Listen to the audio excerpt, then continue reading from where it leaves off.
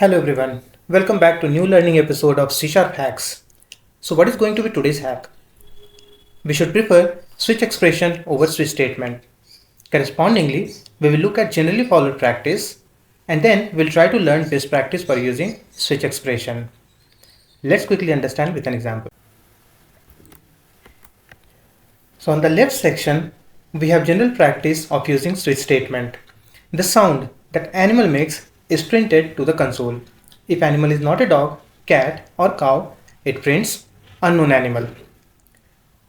The right section highlights best practice of using switch expression. We use arrow syntax to specify value to assign if expression matches a certain case. Sound that animal make is assigned to sound variable.